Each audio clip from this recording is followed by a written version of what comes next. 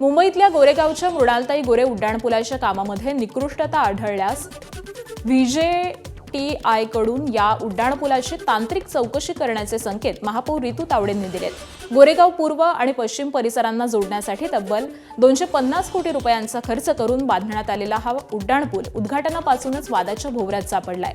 त्यामुळे महापौर रितू तावडे यांनी या उड्डाणपुलाची पाहणी केली। त्यांनी उड्डाणपुलाच्या रस्त्यावरील असमतल भाग, पॅचवर्क, त्याचबरोबर डांबरीचे ढीग हे पाहून अधिकाऱ्यांना चांगलेच खडेबोल सुनावलेत। महापौरांनी उड्डाणपुलाच्या कामाच्या दर्जाबाबत महापालिका अधिकाऱ्यांना जाब विचारला। त्यामुळे आता उड्डाणपुलाच्या कामाच्या गुणवत्तेवरती मुंबई महापालिकेची नजर असल्याचं दिसून आलंय। ही जी टेंडर कॉस्ट झाली आहे, तर आपण जर बघायला गेलं तर हा कार्यकाळ कोविड असेल किंवा ह्याच्यामुळे हा लांबलेला आहे, तर त्याच्यामुळे ही टेंडर कॉस्ट वाढली असेल। पण शेवटी आता एकंदरीत आपल्याला आता ह्या ब्रिजची क्वालिटी आणि फिनिशिंग वर्क ह्याच्यावरती लक्ष द्यायचं आहे। मी पुन्हा एकदा सांगते, क्वालिटीमध्ये कुठेही कॉम्प्रोमाइज मुंबई महानगरपालिकेने केलेली नाही, फिनिशिंग टच दिलेला नाही आहे, ते मी मान्य करतो। मी समाधानी फक्त एकाच गोष्टीवर नाही आहे, ह्याला फिनिशिंग टच नाही आहे। क्वालिटीच्या बाबतीत मी समाधानी आहे, पण ह्याला जर फिनिशिंग दिली असती प्रॉपर, तर आज ह्यांच्या एवढ्या मेहनती केलेल्या ह्याच्यावरती ताशेरे ओढण्याची वेळ ह्या प्रशासनावरती आली नसती, पण ते त्यांनाही आता समजून चुकले। मुंबई महापालिकेच्या विरोधी पक्षनेत्या किशोरी पेडणेकर यांनीही मृणालताई गोरे उड्डाणपुलाची पाहणी केली। त्यांनी या उड्डाणपुलाच्या कामावरून महापालिका प्रशासनावरती टीका केली आहे।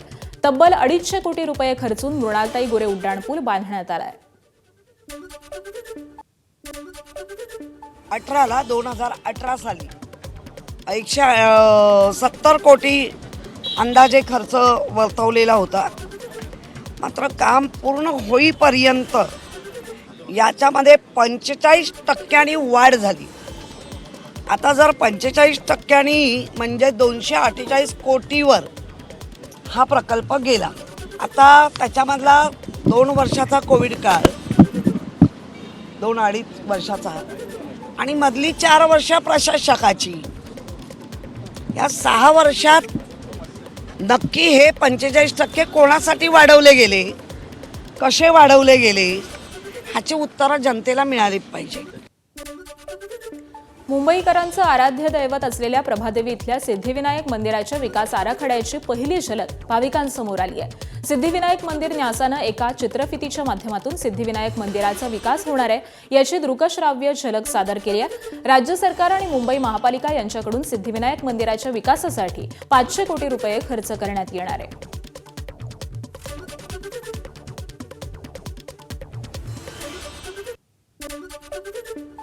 कालच्या मंत्रिमंडळ बैठकीमध्ये शेतकऱ्यांसाठी महत्त्वाची चर्चा झाली। 2017 आणि 2019च्या कर्जमाफी योजनेतून राहिलेल्या शेतकऱ्यांनाही आता कर्जमाफीचा लाभ देण्याचा निर्णय लवकरच सरकार घेणार असल्याची माहिती मिळतेय। यासाठी जवळपास 1200 कोटी रुपयांची तरतूद करावी लागणार आहे। मात्र विधान परिषद निवडणुकीची आचारसंहिता असल्यामुळे कोणतीही अधिकृत घोषणा होणार नाही। दरम्यान गेल्या अनेक दिवसांपासून या शेतकऱ्यांकडून कर्जमाफीची मागणी केली जात होती आणि ज्यावरती सरकारनं काल चर्चा केली आहे। ज्या आमच्या समित्या उपसमित्या ज्या आहेत त्यामध्ये चर्चा होऊन शेतकऱ्याला कसा लाभ होईल ही शेवटी मागणी 100% 2019च्या शेतकऱ्यांची की आम्हाला लाभ मिळाला नाही, त्या बाबतीमध्ये काय करता येईल या बाबतीमध्ये निश्चित प्रकारे त्या समितीकडून आलेला अहवाल प्राप्त झाल्यानंतर राज्याचे आमचे मुख्यमंत्री निश्चित प्रकारे योग्य तो निर्णय घेतील। कुणी म्हणतंय 1000 कोटी, 1200 कोटी, 1500 कोटी, 2000, आज आपल्याला तो अंदाज आपल्याला बांधणं बरोबर नाही आहे किंवा आपण म्हणणं पण बरोबर नाही की ते सांगतात की 1200 कोटीपर्यंत असा अंदाज आहे, परंतु शेवटी संपूर्ण माहिती गोळा केल्याशिवाय यावर बोलणं मला बरोबर वाटत नाही। आज आपली आर्थिक स्थिती जरी राज्य सरकारची बरोबर नसली तरी शेतकरी हा अडचणीत आलेला आहे।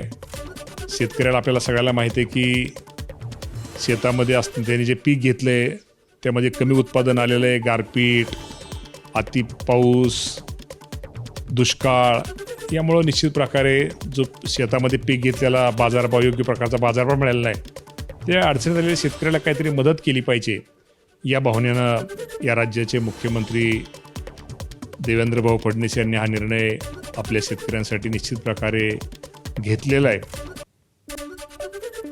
पुणेकरांना पाणी कपातीला सामोरं जावं लागणार आहे। खडकवासला धरण साखळीमध्ये 5 टीएमसी पाणी शिल्लक असल्यामुळे पुणे महानगरपालिकेनं पाणी कपातीचा निर्णय घेतलाय।